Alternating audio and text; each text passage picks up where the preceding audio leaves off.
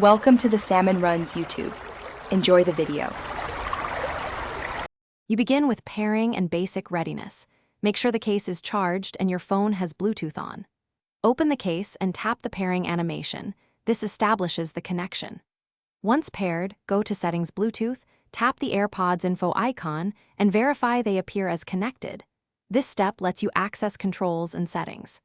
Make sure firmware updates install, because newer firmware enables improved volume features and gesture customization, which you'll use next. You now configure how volume behaves. Start by testing the squeeze stem. A single squeeze usually plays or pauses, double squeezes skip, and press and hold toggles noise control unless customized. To map volume to a press and hold, go to Settings Bluetooth, tap the AirPods info press and hold, then assign left or right to volume up/down. This gives tactile, on-ear volume control. Once done, practice short and long holds to learn timing, and use Control Center for fine adjustments. Finish by optimizing and troubleshooting. Enable headphone accommodations in Settings Accessibility if volume seems uneven, because it tailors audio to hearing needs.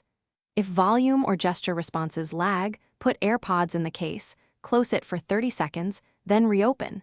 This simple reset often clears firmware hiccups.